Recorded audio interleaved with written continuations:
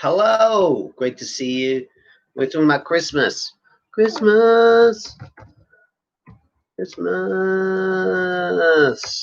about Christmas today. Christmas vocabulary, mostly idioms today. Yes, this is what we're going to go into. How has your Christmas been? This is an important question. How has your Christmas been? Have you had a good Christmas? I'd love to know.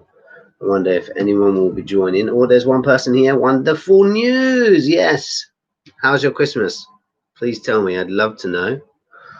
And yes, I should make a thing. Hello. Great to see you. How are you doing? So, yes, Christmas. Thunder. We're talking about Christmas today. How has your Christmas been? Very easy opening question today. Hi, buddy. Thanks for joining. Things are good. Just did a session on Instagram. Now we're here. And then we will be, how has your Christmas been? Or what have you done this Christmas? Or how do you celebrate Christmas? How do you, not even Christmas, how do you celebrate this time of year? That's the best way to look at it, I think, because everyone's from different places. So I'm going to rephrase the question. How do you celebrate this time of year? I'd love to know. Tell me in the comments. It'd be great to find out. And after you've answered that, I'm going to give you a Christmas idiom, okay? A Christmas idiom. And that's a good one. It's related to Christmas. It's not, they're not completely Christmassy, but there are some nice Christmas-related idioms here. Just like a normal day, said Thunder. Yeah, me too. In Japan, it's more commercialized Christmas than actual Christmas, so I understand your feeling. I went to work on Christmas Day. But to be honest, that isn't new. I always have worked on Christmas Day, so it doesn't really bother me too much. Can you hear my fan? That's something I'd love to know. Can you hear my fan? I got a fan on because it's cold, so I'll turn it off if it's too loud. But yeah, tell me in the comments that one. That'd be great. And then the first idiom I'm going to chuck out there is this. This isn't really just because of pudding. That's legit. The proof is in the pudding. What do you think this idiom means? What do you think this idiom means? The proof is in the pudding. What do you think this means? Chuck a guess in the comments. It doesn't matter if it's wrong. It's not really a problem. That's not the point. We're all on the same team here. So we're just trying to find what is the correct one. Hello from Brazil. Great to see you here, buddy. Thank you for joining. I appreciate that. What do you think the proof is in the pudding means? If you don't know, that's fine as well. No worries. What do you think? The proof is in the pudding. So this year, like I said, I worked on Christmas Day, and then, but for this year, I did KFC Christmas. KFC Christmas here in Japan is very popular. KFC for Christmas, but we don't have it in England in that kind of sense. It's usually shut on Christmas Day, but in Japan, it is one of the most popular places to get food from on Christmas Day. Just a small link about, let me get rid of that. There's some stuff in the way on the screen. Bye-bye. So the proof in the pudding means that the success from something is only found through trial. Like if you're trying something. I've never celebrated Christmas at my home, but when I was a child, I had a lot of Christian friends, and they invited me to their party, and I got a lot of presents. Well, there you go. That is Christmas, I think. Yeah. So the success of something can only be judged. Only be judged by trying or testing it, or testing something.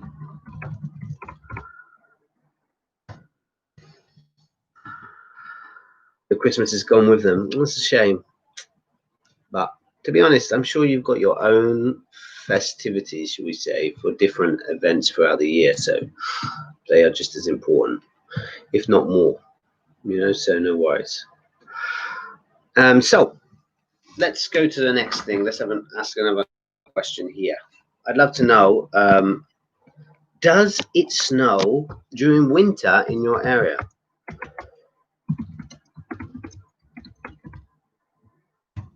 In your country, should we say?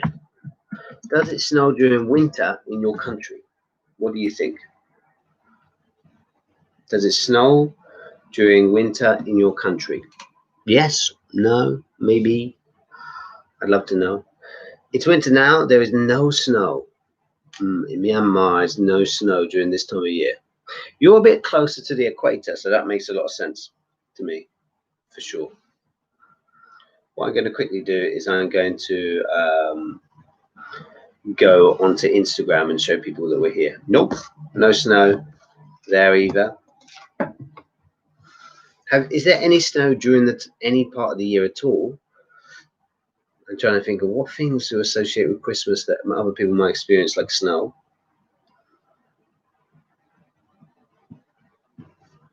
And then while we're doing that, let's look at another idiom. Holiday spirit. What do you think holiday spirit means? Let's chuck this one over here. There is mist. I've just missed. Okay.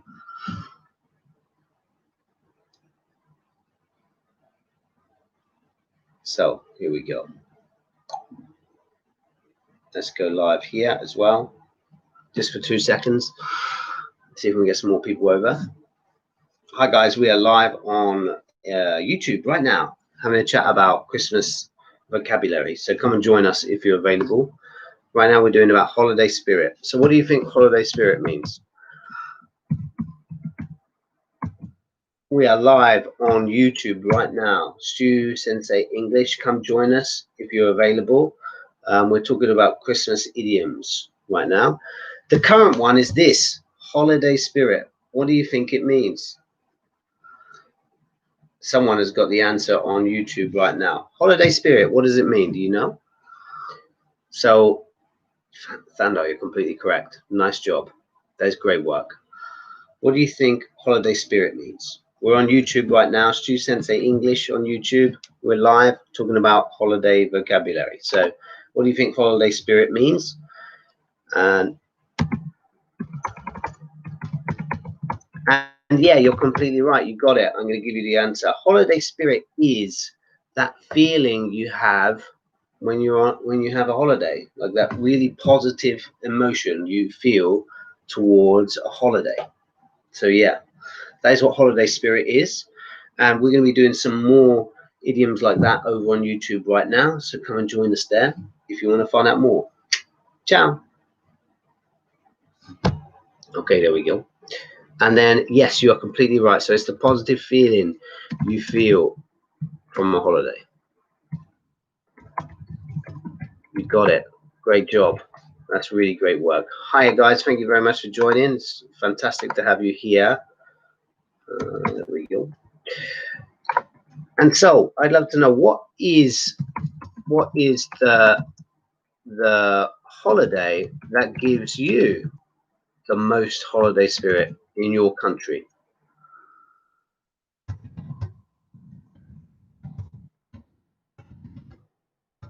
In your country.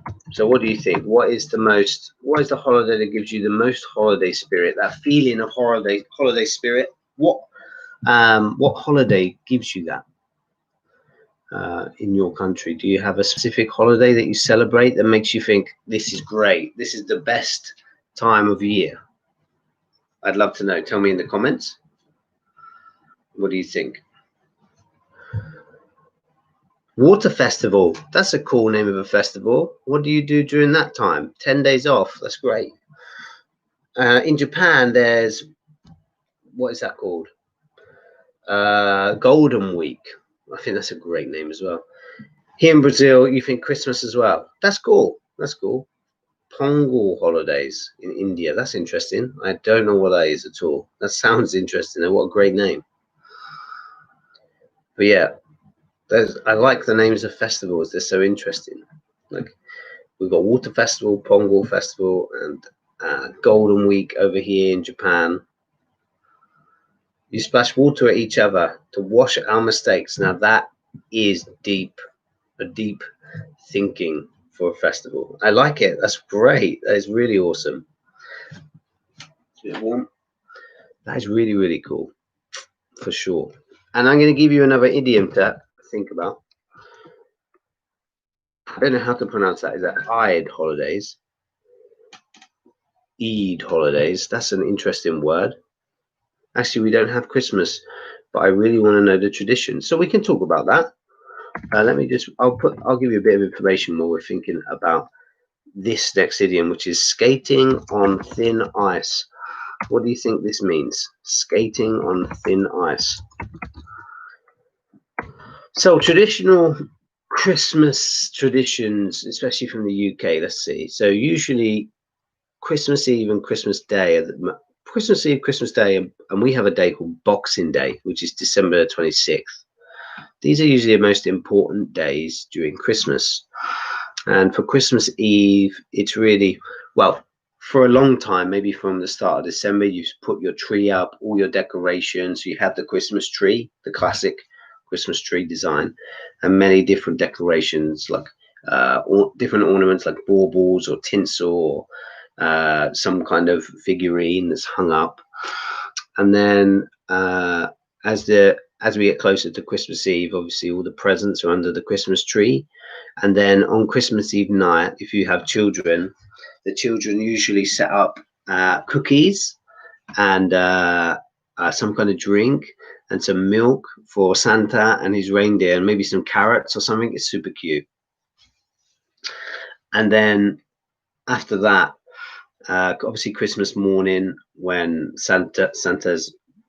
he's definitely real. Santa has come and delivered the presents in a stocking. But in England especially, for sure, which I know more about, kids get a lot of gifts during this time. Kids get a lot of gifts. And yeah, after that, Boxing Day is just a relaxing day, really. And usually these 3 days are completely off. Most shops are closed on all of these 3 days. Christmas Day, usually we have like for dinner, maybe turkey or roast potatoes, really a Sunday lunch, what we always have in England, but we have it Christmas Day with some other special bits. You use crackers, these things that you break, they make a bang and they have something inside. What does Thanksgiving mean? That's a great question. And actually, I don't know enough information about it because I'm not from America. We don't celebrate it in England. But I believe it's thanking the time when the Pilgrims left England to go to America. I believe it's associated with that. And yeah, is again another celebration where lots of food is eaten and a lot of drinks are drunk. So yeah, it sounds a bit like Christmas, to be honest, just a month earlier, but it's slightly different, yeah. And to be doing something that is dangerous or involves risk, kind of. It's basically like it's you could use it in its literal sense, like that skating on thin ice, where it's like a dangerous behavior that someone's doing and it could result in something bad happening.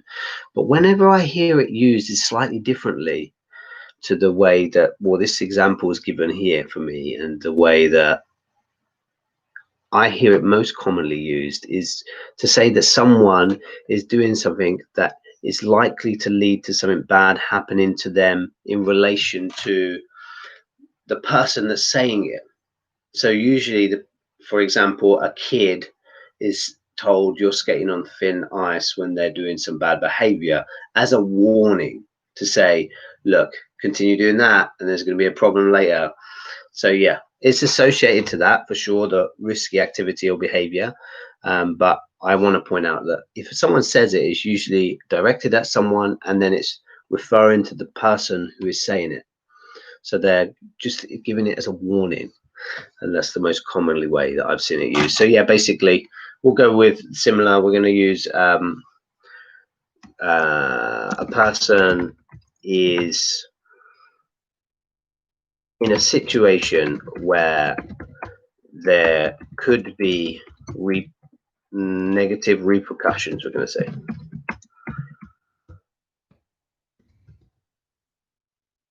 Negative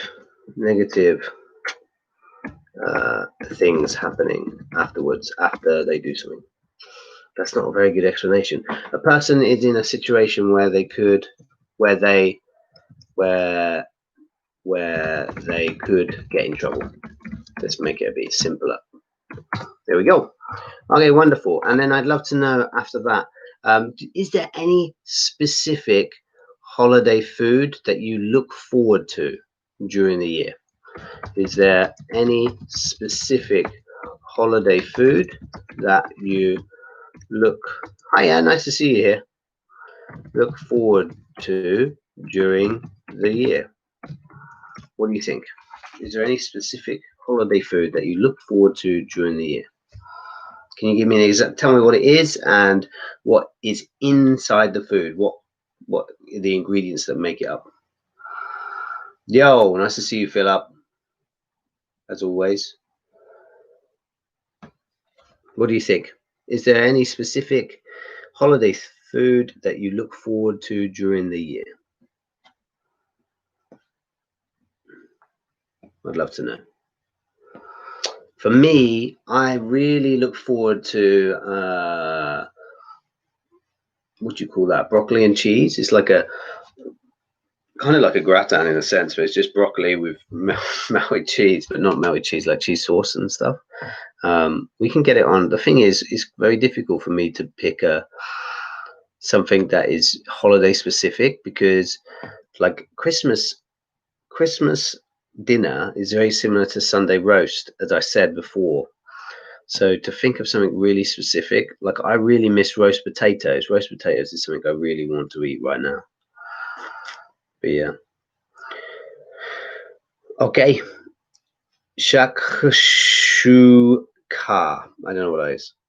And I probably said it wrong. My mum's spaghetti. Did you just get out on one day of the year? Just in a certain holiday? But you think your mum's spaghetti is a good food. Mont Lonne Pour. It's made by sticky rice. What's jaggery? That's an interesting word. I have to research that one. I don't know what this is.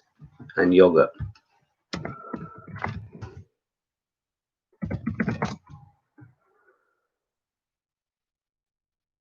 Sugar. That's interesting. That is really fascinating. Did my picture just disappear when I googled? That sucks if that happened. Coconut, man, I love coconut. I really think coconut's good. I'm a big fan. Okay, let's go for our next idiom, which is good things come in small packages. What do you think this means? Chocotone. It is like a big cupcake with chocolate inside. There's so many ways they can be filled. They're delicious. That sounds interesting. I'm a big fan of chocolate and cupcakes. That sounds good. Good things come in small packages. What does it mean? What do you think?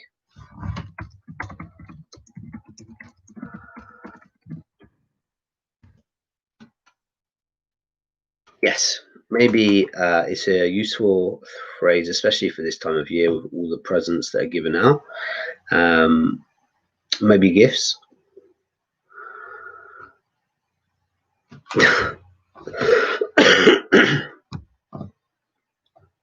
Eminem is in the house. It's new. That's a good guess. These are pretty tough, I suppose, because they're all idioms, but holiday related at least.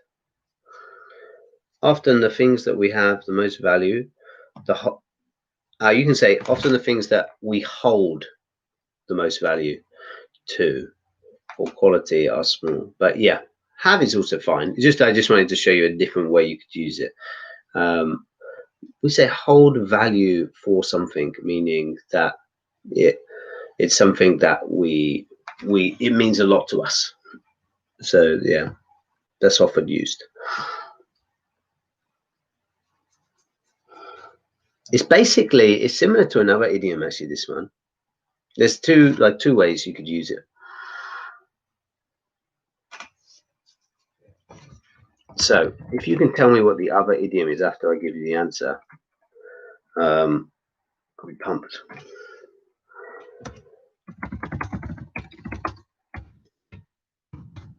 So this idiom, good things come in small packages, means never judge something by its size. So can you think of another idiom that may mean something similar? It doesn't have to be about size, but there's an idiom that is very, very similar that kind of says something in a roundabout way. What do you think? So often I've heard this used when someone who is shorter than other people, I've heard them say it. Appearance can be deceiving. That's good. Yes. But it's also telling you not to judge the thing. So you could associate it with, yes, that's exactly the one. Don't judge a book by its cover. You got it. That is exactly it. So they're not the same, but they have a similar connotation to them. Yeah. But yeah, nice work. Very, very good. But yeah, like I said, there's someone who's shorter who is in a group of who's in a group of people or friends who or maybe are taller than that person, and it might be the one to say, like, don't worry about me, good things come in small packages, or something like this, like a short, because they're so small. I've heard that quite a lot of times, someone referring to themselves. But it's usually used in a positive manner in that circumstance. So yeah, that's an interesting one. Okay, and I'd love to know, is there any specific holiday tradition that you do? For example, for me, during Christmas, we break crackers together. We pull crackers together. So what do you guys do? Is there any specific tradition? So, for example, Thandar put a good one about splashing each other with water. That's a good specific tradition that you do during the holiday season or a holiday season.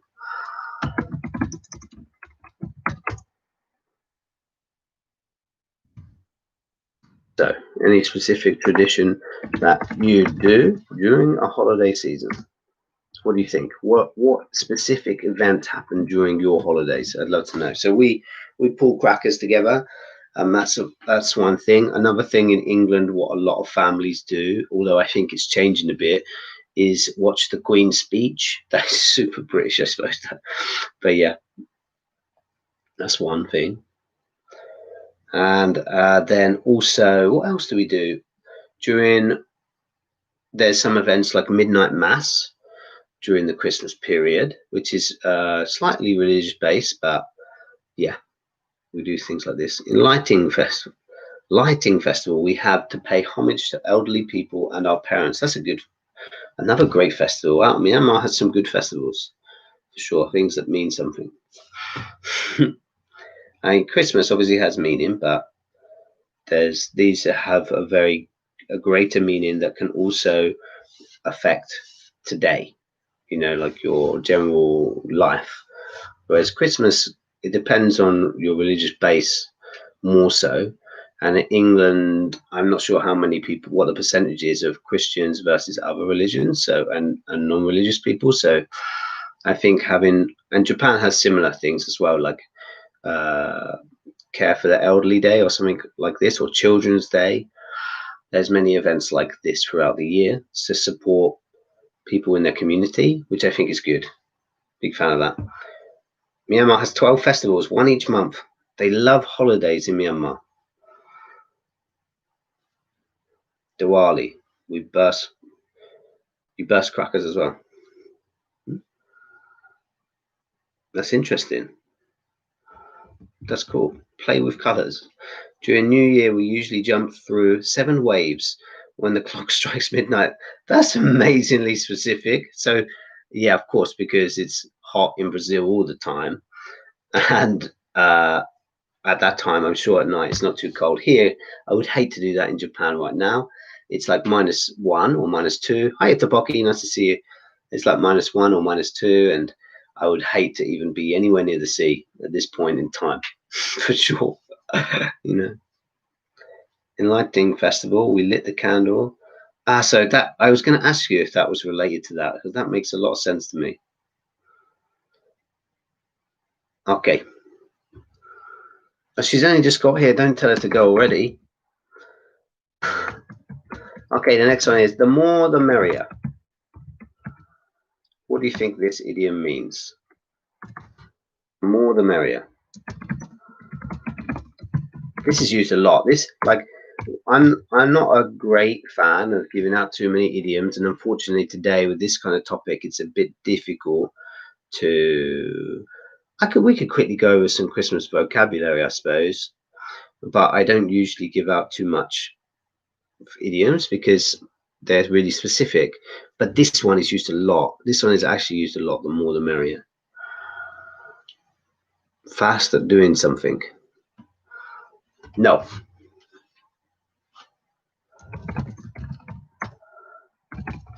Oops. It's really, it can be, it's definitely, okay, the only issue with this is maybe this year we can't really use this that often. That's the hint. Okay. The occasion will be more enjoyable if there are a lot of people there. Many people better. Many people joining is better. Maybe. The more amount of people come, the merrier, potentially. The more it's in quantity, the more it will be helpful. These are great guesses, by the way. I love it. More people are welcome. But basically, all of you are correct to an extent. So it basically is what I've written down is this, and maybe someone's written exactly the same. The more people, the better. So the more people that come to the event, but people use it in, like, even if there's just two people going to something and one person says, "Can I join?" and they might use the more the merrier. It's not just related to holidays. So this idiom is actually very useful, and it can be used in day-to-day life, and you will hear it often. So I think it's handy for you guys to hear that one. And then I tell you what, let's burst through a bunch of. I've got to relocate it, but I made a post on it actually. But let's have a look at some Christmas vocabulary. Yeah. Stuff that you don't really know is the stuff I'm going to be concentrating on. For example, can I spell it correctly? That's going to be a difficult one for me. How about a bauble? How do we spell it? I'm pretty sure it's a French word, so let's have a look. Oh, yes, got it. That's great. Well done, Stu. Congratulations. Bauble. What do you think that is? What is a bauble?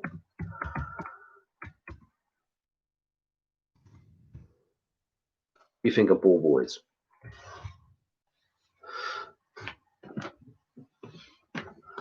These suck. Gotta find a good one. A bauble. It's new. No. Or maybe it's new to you. That's what you're trying to say. What is a bauble? Just to finish off with some of these. I'm trying to find some really specific words if we can.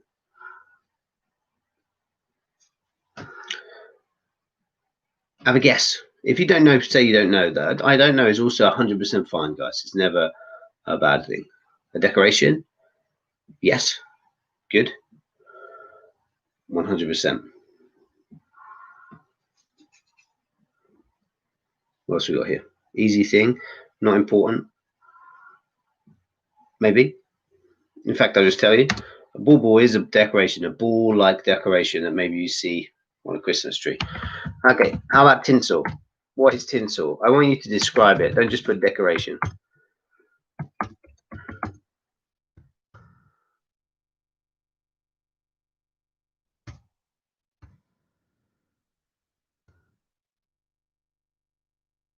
What can you describe it?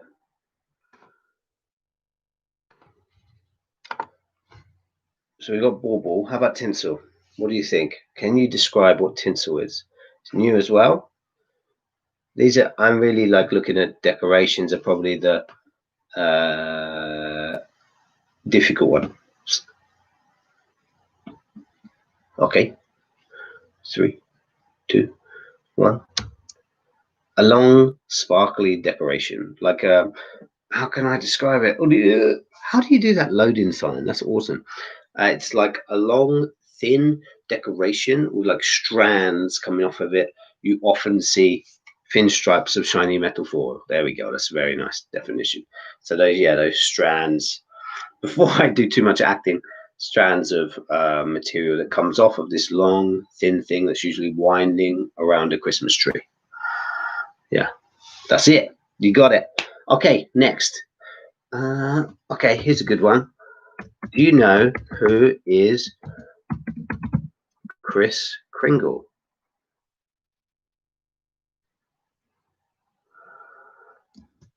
Am I stuttering like loading like this? Kris Kringle. Who is Kris Kringle? You know?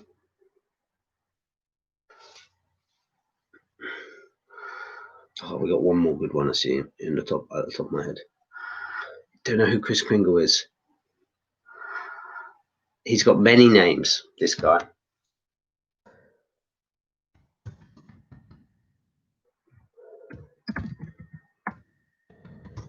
I'm going to put them all down, all the ones that I can remember at this minute in time.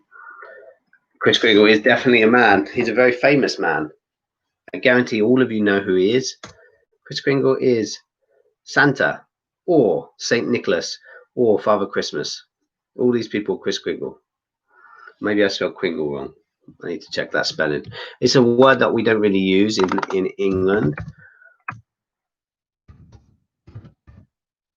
Okay, K for Kringle. Bang. K for Kringle. It was like this. But yeah, Kris Kringle. It's just a variant of Santa. Like many countries have Santa in some form, and there's just variations of him.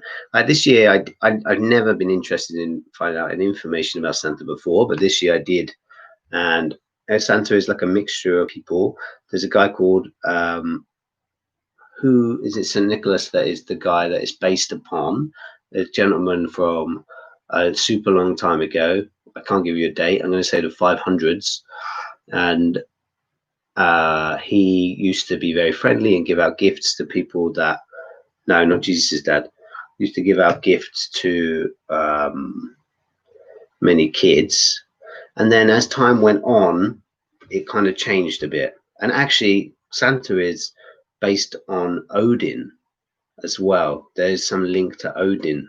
Do you know who Odin is? He's like a god from the Vikings used to follow. So yeah, and there again, there's like links all of Odin and someone else. I can't remember in Roman mythology who Odin relates to. Maybe Jupiter. I can't remember off the top of my head, but yeah, there's like links between all of these people. Norse mythology is really interesting. I need to look it up a bit more, but when it's very interesting thinking and trying to explain this kind of information, because I've read about it, but then to explain it is a different thing. And then it's kind of similar to speaking. I kind of relate it to like speaking English. When you many people have the knowledge of English but don't know how to use it. It's the same as a teacher when they're trying to explain something for the first time. We have to get it out and then be able to adjust and then make it more efficient over time. So these sessions are good for me as well. But that's the end of this one. I really appreciate you joining me here today, talking about Christmas vocabulary. And next week we'll get back on and do something a bit different, a bit more variety rather than just idioms. There'll be some phrasal verbs and slang potentially and phrases. So thank you very much for joining this one though. I really appreciate you being here, and hopefully I'll see you again soon. Ciao.